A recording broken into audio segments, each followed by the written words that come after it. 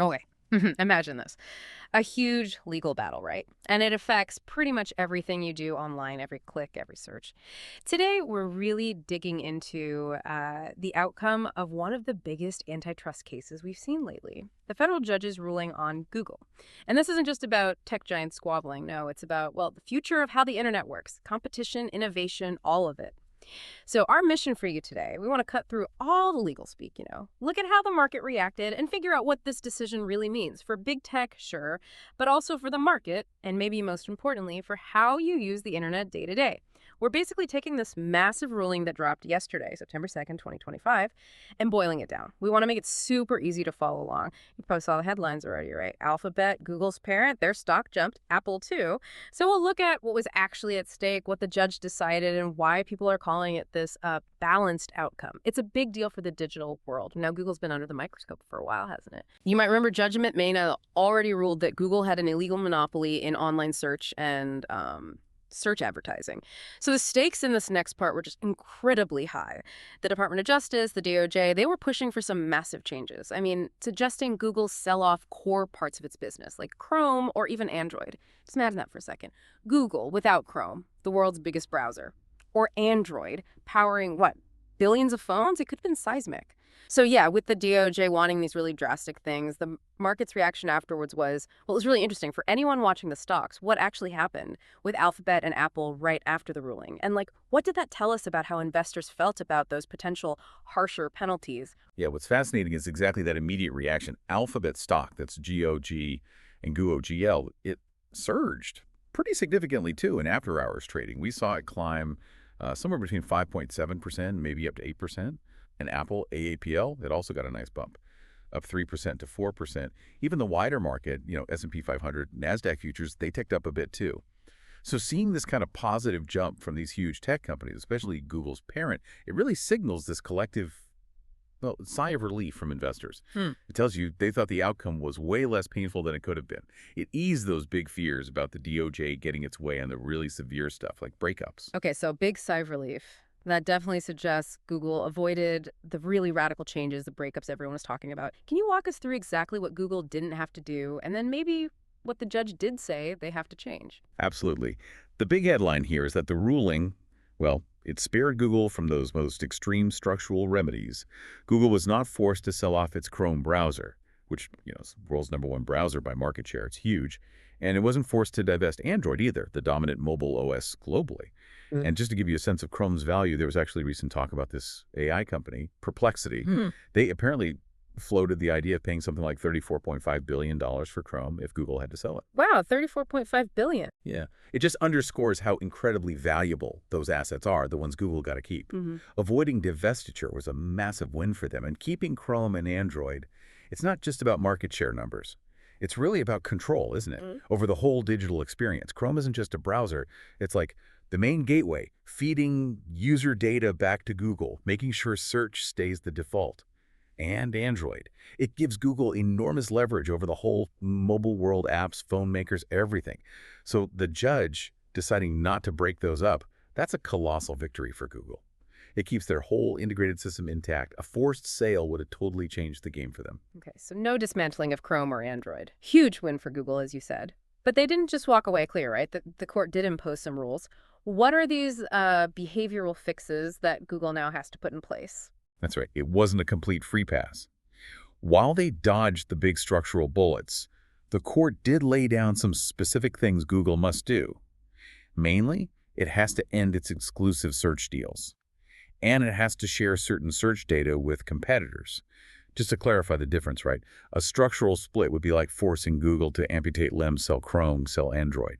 A behavioral fix is more about telling Google how it can use those LEMs, changing the rules of engagement, like stopping those exclusive deals rather than breaking up the company itself. Okay, so changing behavior, not structure. Exactly. And that distinction's important because structural changes are, well, they're the nuclear option. Super disruptive, maybe more effective long-term for competition, but disruptive. And here's where it gets really interesting, especially for companies like, say, Apple. What Google can still do, crucially, is keep paying for default search engine status. This directly protects a massive revenue stream for Apple. We're talking an estimated $20 billion a year from Google just for that default spot. $20 billion. Wow. Yeah. So while the ruling tries to boost competition by ending exclusivity, it also preserves this incredibly valuable financial link between Google and one of its biggest partners. So analysts are mostly seeing it as, like you said, a balanced outcome. Less chaotic than a breakup, but still using these behavioral fixes to try and address the competition issues. It's a tricky balance. It really does feel like a compromise, way less dramatic than what the DOJ wanted. So why do you think Judge Mehta went for these behavioral fixes instead of the bigger structural breakup? It does make you wonder how the law is keeping up with tech changing so fast. That really hits the nail on the head. It's the core challenge for antitrust law now. A huge factor, apparently, that swayed Judge Mehta was the incredibly fast rise of generative AI. Things like ChatGPT Perplexity. He actually acknowledged that this shift, this AI revolution, it changes the competitive landscape fundamentally. From his perspective, these new powerful AI tools might lessen the need for those really harsh structural fixes that seemed essential maybe just a couple of years back. Interesting. So AI is already impacting major legal decisions. Absolutely. And it's not just about adapting. It feels more fundamental. It shows how antitrust law, which was kind of built for old-school monopolies, is really struggling with these digital ecosystems. Right. Power now isn't just market share, it's data, it's network effects, it's AI capabilities that change overnight. The real insight maybe is that technology itself is rewriting what monopoly even means right now. Makes these legal fights incredibly complex, often playing catch-up. Okay, and that data sharing part, what does that actually involve? You mentioned search index and user interaction data. Right, so Google has to share some of that. Now, it sounds big, and it is, but the nuance is important. Think of the search index as Google's giant, constantly updated library of the internet. Everything it knows exists online. User interaction data is maybe even more crucial. It's the anonymized big picture view of what people click on, how long they stay, what they search for next. This data tells Google not just what's out there, but what people find useful, how it fine-tunes its results. Sharing this is a bit like letting competitors peek at Google's playbook. So it's like handing over a treasure map, but competitors still need to build their own ship, figure out how to read the map, and then actually go find the treasure. It's not instant success for them. That's a great analogy, exactly. Competitors won't suddenly become Google overnight just because they get this data. They need serious investment. They have to build the tech, the infrastructure to actually use this data, effectively process it, understand it, make it work for their search engine. So yes, it's a potentially significant long-term change, aiming to give others a leg up, but it's definitely not an immediate killer blow to Google's dominance. It creates a path, but it's a long one. And like you mentioned, it also carefully preserves that relief for device makers like Apple. That huge revenue stream stays intact. That was clearly part of the balancing act here. That makes sense. AI changing the game is a huge factor. But even with AI coming up, could you argue these behavioral fixes are just too little, too late, maybe not enough to really challenge Google's entrenched power? And also, practically speaking, it sounds like nothing changes tomorrow. Google's fighting this, right? So what happens next? And when might we actually see these changes happen? And how's Google's leadership taking it? Yeah, that's the core criticism, isn't it, about whether behavioral fixes are enough.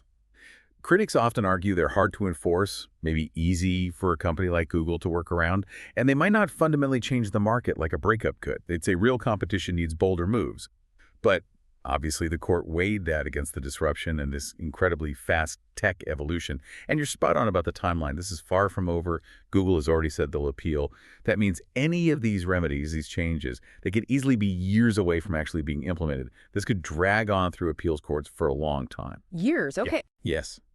And Google CEO Sundar Pichai, he's voiced concerns pretty clearly. He's argued that sharing substantial data like this with rivals, well, it could let them reverse engineer Google's core tech, which touches on a really sensitive point about intellectual property, right? Protecting the algorithms and data that are Google's competitive edge. It shows they see this data as their secret sauce, not just information. And this isn't Google's only headache on the antitrust front, is it? Just to give us the full picture, what other big cases are they dealing with? It sounds like they're fighting battles on multiple fronts. Oh, absolutely.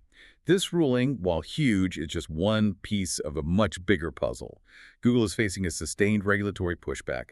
There's actually another trial starting this September, a separate due date case. This one focused on their advertising technology, the whole system behind online ads, alleging illegal monopolies there too. The ad tech side as well. Exactly. And then there's the ongoing fight against that ruling they lost to Epic Games. That one's about changes needed for their Play App Store. That case is all about how Google runs its app market, Yeah. the payment systems, the rules for developers. So, yeah, all these battles together really paint a picture of intense scrutiny on Google across its entire business. Regulators everywhere seem increasingly worried about dominance and fair play in the digital space. It's a company under pressure from many directions. Okay, so let's try and boil this all down. To recap our deep dive into the Google antitrust ruling, what are the absolute key things you should take away? First, maybe the biggest news for Google and investors. No forced breakup of Chrome or Android. That's huge. A massive relief for them, keeping their integrated empire together. But they didn't get off scot-free. They do have to end those exclusive search deals, and they do have to share some of that valuable search and user data with competitors. And critically for companies like Apple, that massive estimated $20 billion a year payment from Google for being the default search. That's safe, for now anyway. A key revenue stream remains untouched. Look, this ruling is complex, no doubt, lots of legal details. But hopefully understanding these main points gives you a much better handle on what's going on in tech right now and how it affects the big players and ultimately, well, your own experience online. It's really about seeing how the ground is shifting under the digital economy. All right, now here's something to chew on as you go about your day. A final thought for you. Despite this really significant ruling, and the judge even pointing to AI changing the game, does this really level the playing field? Or are we just watching like the opening act of a much longer drama about tech, competition, and how things will keep evolving, especially with AI advancing so incredibly fast? What other shifts might we see in how Google works or even how you find information online in the coming years? Something to think about, isn't it?